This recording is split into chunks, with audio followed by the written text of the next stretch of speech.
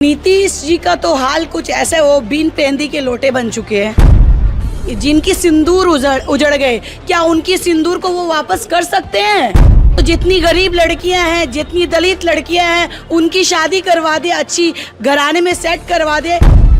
मुझे तो नहीं लगता कि वो एक पढ़े लिखे इंसान हैं। उन्होंने अपने घर की सिंदूर का तो लाज रखा ही नहीं। जशोदा बहन जो उनकी वाइफ है, आप अगर पाकिस्तान को पूरे बर्बाद कर देते, नस्तो नाबूद कर देते, तो पता लगता कि आपने पहलगाम का बदला लिया है। मोदी जी, ये ड्रामा आप बंद कर दें।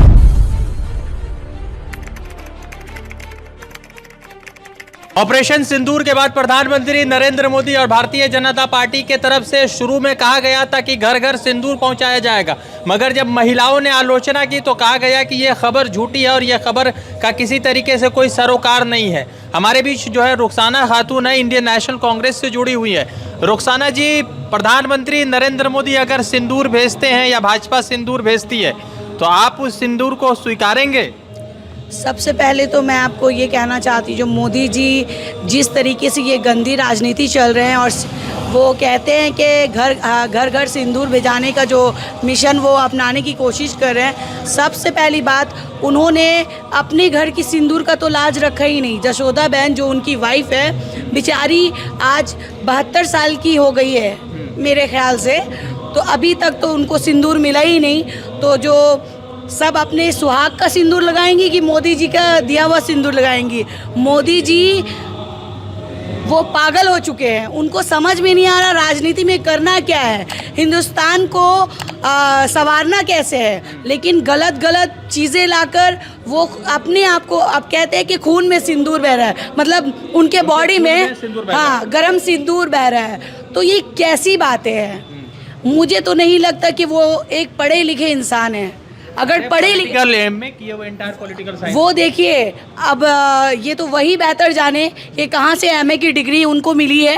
लेकिन जहाँ तक कि मेरी नॉलेज है, हमारे भी लीडर है राहुल गांधी, आप उनके वे ऑफ टॉक देख लीजिए, वो किस तरीके से बात करते हैं, वो मुद्दे पे बात करते हैं। और मोदी जी हर जितनी बेकार चीज़ें उनके पास, सिंदूर मिशन तो फला ढमका क्या कर रहे वो देश को किस सेना ने जो कमाल किया उसके बारे में बता रहे हैं कि ऑपरेशन सिंदूर मिलेगा। आपके मांग में सिंदूर नहीं है तो सिंदूर आपके घर में भेजा जाएगा। हाँ, तो जितनी गरीब लड़कियां हैं, जितनी दलित लड़कियां हैं, उनकी शादी करवा दे, अच्छी घराने में सेट करवा दे। वो सिंदूर की कीमत वो समझा जाएगा कि मोदी जी अच्छा काम कर रहे हैं। लेकिन ये जो सिंदूर कर रहे हैं, औरतें अपने पति के नाम की सिंदूर लगाएंगी कि मोदी जी का भेजा हुआ सिंदूर? इनको शर्म आनी चाहिए।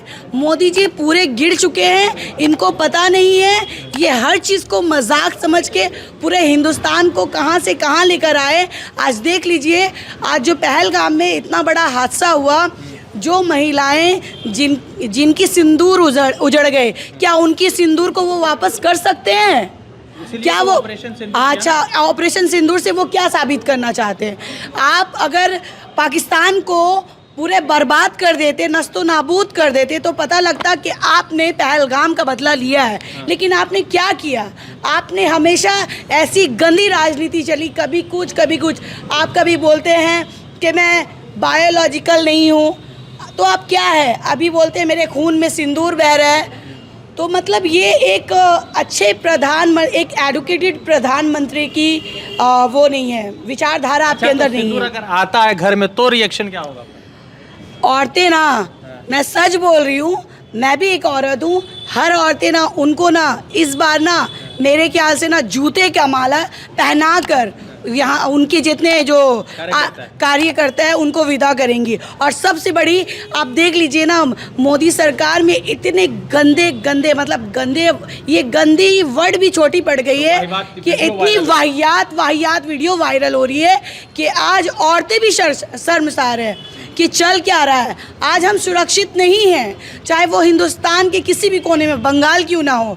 तो इसलिए मोदी जी, ये ड्रामा आप बंद कर दें, क्योंकि अब भी आपको सोचने की ज़रूरत है कि हिंदुस्तान कहाँ चला गया। एक सवाल है मेरा, कह रहे हैं कि बिहार में जो मुजफ्फरपुर में अभी एक घटना हुई है लोग कह रहे हैं कि मतलब कि नीतीश कुमार सरकार को रिज़ाइन करना चाहिए। आपको लगता है कि नीतीश कुमार उस मुजफ्फरपुर हत्याकांड और रेप कांड की वजह से बहुत ख़त्म हो गए, या उनको नहीं अब सत्ता में रहना चाहिए? देखिए, नीतीश जी का तो हाल कुछ ऐसा है, वो बीन पेंदी के लोटे बन चुके हैं, जिनका कुछ ठिकाना नहीं है।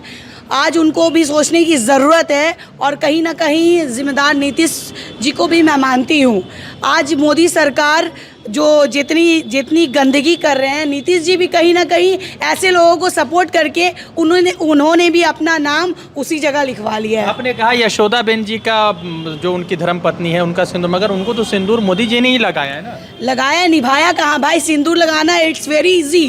कि अगर किसी को सिंदूर पहना दिया, शादी कर लिया, बात होता है निभाना है। एक लड़की से आपने उनको, वो एक बुढ़ी, एक ओल्ड लेडी बन चुकी है, उसका बचपना आपने छीन लिया। एक कम उम्र की लड़की से शादी हुई थी आपकी, आज वो 72 साल की एक ओल्ड लेडी है। तो आप उनसे जाके पूछिए उनकी कितनी पीड़ित होगी, कितना दुख भरा हुआ होगा। लेकिन बेचारी आज भी मीडिया में आती है तो स्माइल पास करके बोलती है। अगर लोग उनसे पूछते हैं कि आपको मोदी जी के साथ रहना है, तो वो बोलती है अगर वो चाहेंगी तो मैं। तो ये बहुत ही शर्म की बात है। मोदी जी, आपको शर्म आनी चाहिए।